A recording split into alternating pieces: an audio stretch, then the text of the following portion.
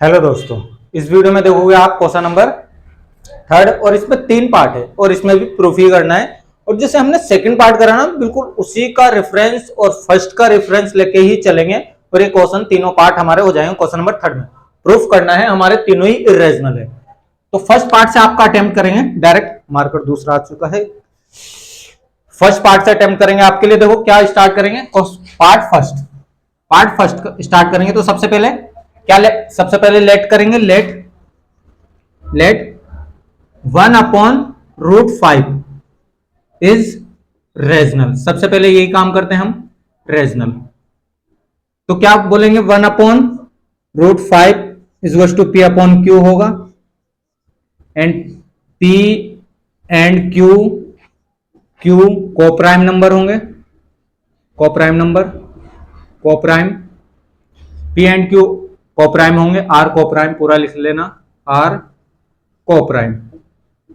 Marker थोड़ा अच्छे से चल नहीं रहा बट फिर भी कोप्राइम और Q not equal to zero. ये हो गया। इसको सॉल्व करो, cross multiply P√5 is to Q हो जाएगा और हमारा √5 इज टू क्या हो जाएगा, Q upon P। P and Q क्या है, कोप्राइम नंबर। तो इसका मतलब कोई ऐसे नंबर होंगे, 3, 5 हो सकता है, इनका ऐसे 1 होता है तो 3, 5 हो सकते हैं इनकी जगह। और ये हमारा 3/5 हमारा क्या होगा, 3/5 या 3/2 हो सकता है। और इधर चल रहा है √5। तो देखो ये रेजनल है और ये इरेजनल। अभी हमने इरेजनल साबित कर रहा है, √5 कर रखा है पहले से ही हमने क्वेश्चन नंबर फर्स्ट में। तो कभी ये बराबर नहीं हो सकते, बस ये क्वेश्चन यहां तक ही था। तो हम क्या लिखेंगे, रेजनल, ये रेजनल नंबर हो रहा है, rational cannot be equal to irrational. Rational हमारा √5 है, इरेजनल हमने लिख देनी है लाइन। तो हम क्या लिखेंगे फिर उसके बाद line, we have wrong assumption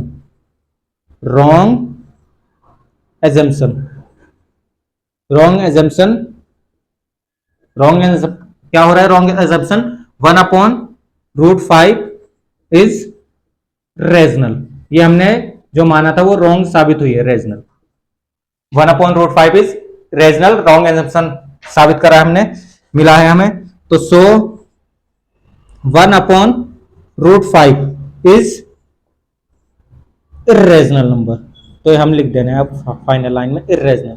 जब रेजनल नहीं है तो इरेजनल ही होगा। जब हमारी जो स्टेटमेंट आई है उसके अकॉर्डिंग जो हमने माना है वो हमसे गलत साबित हुआ है, तो इसका मतलब ये क्या होगा, जो नहीं माना है हमने वही होगा, जो माना था रेजनल माना था और हमसे साबित नहीं हुआ, रेजनल नहीं बनाए, और स्टेटमेंट जब सॉल्व करिए तो ये इरेजनल ही होगा। सो 1/√5 इज इरेजनल। सिंपल सा है क्वेश्चन, बहुत छोटा सा है, नोट कर लो।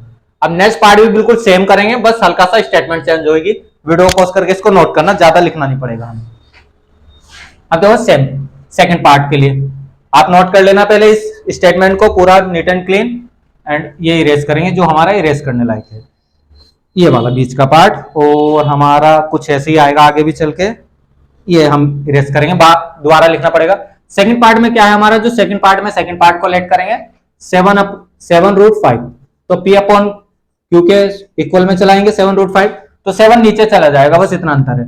तो हमारा √5 तो इक्वल लेना है, तो P अपॉन 7Q हो जाएगा। 7 नीचे आएगा बट कभी 1/7 होगा तो Q के साथ मल्टीप्लाई होकर कितना ही बनाएगा। तो देखो यहां भी क्या साबित हुआ, बिल्कुल सेम रेजनल हो जाएगा। P अपॉन Q क्या है, कोप्राइम नंबर ले सकते हैं कोई से भी, तो ये रेजनल बनेगा। रेजनल के बराबर में क्या आ रहा है, √5 है इरेजनल। तो rational can't be equal to irrational, दोबारा लिखना है। वी हैव रॉन्ग एजम्पशन, क्या रॉन्ग एजम्पशन निकला है, 7/5 इज रेजनल है। सो 7/5 इज इरेजनल। नोट कर लो इसको भी, बस हल्का सा ये सोल्यूशन था, सिंपल से क्वेश्चन है, बस एक पार्ट आ गया ना आपको सारे पार्ट आ जाएंगे। ऐसे ही मैंने बोला √2, √3 एंड √5 तीनों सेम फॉर्मेट से, अगर इनके साथ प्लस माइनस डिवाइड को लेकर आए तो कुछ सॉल्व करना है, और हमने √5 के इक्वल टू में छोड़ना है, √3 के इक्वल टू में कुछ छोड़ना है, या √2 के, अगर √2 आ रखा है तो नोट करना। फिलहाल √2 है अगला, √2 वाला करेंगे हम, बिल्कुल सेम जैसे कि मैंने बोला था, √2 को एक साइड रखना है, बाकी उधर रेजनल बना देना है। नोट करना इस पार्ट को भी, सेकंड पार्ट था हमारा। इरेज करेंगे सिर्फ वही जो हमें इरेज करना है। ये हमने इरेज करा जो हमें चाहिए, ये पूरा इरेज होगा। तो हमारा P अपॉन Q के इक्वल टू में इस बार क्या लेना है थर्ड पार्ट के लिए, वीडियो पॉज करके सेकंड पार्ट भी नोट करना आप। थर्ड पार्ट आपका, थर्ड पार्ट में क्या है 6 प्लस रूट 2, ये है हमारे पास। तो 6 प्लस रूट 2 हमारा रखा जाएगा P अपॉन Q के इक्वल टू। इसको सॉल्व करेंगे, 6 उधर पहुंचाएंगे, रूट 2 इज टू क्या हो जाएगा P अपॉन Q माइनस 6।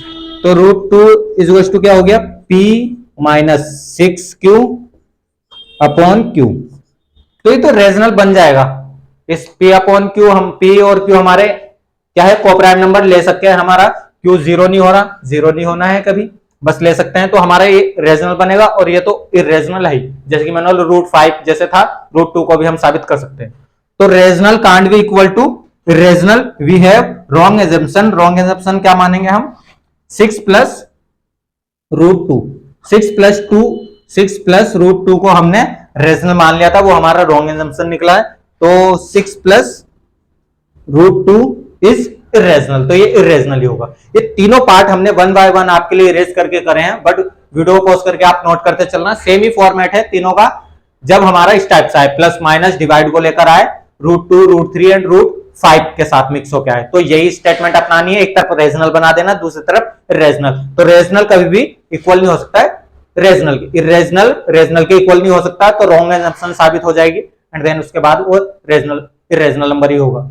आगे उसके बाद हमारा रूट 2 और रूट 3 एंड रूट 5, उसके लिए हमने क्वेश्चन नंबर फर्स्ट कराया, जैसे रूट 5 का कराया वैसे रूट 3 का होना है, रूट 2 का होना है, सेम फॉर्मेट होएगा। और यही 3 क्वेश्चन मिलेंगे, और ये 3 यहां से 4 मीन 6-7 क्वेश्चन आपको प्रूफ करने को मिलेंगे।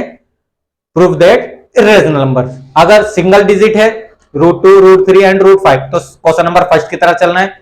अगर इनके साथ कुछ मिक्स हो क्या है तो इस टाइप से चल सकते हैं, जैसे कि हमारा क्वेश्चन नंबर सेकंड भी था और थर्ड में भी 3 पार्ट आए हैं। वीडियो पॉज करके नोट करना, बहुत जल्द मिलेंगे।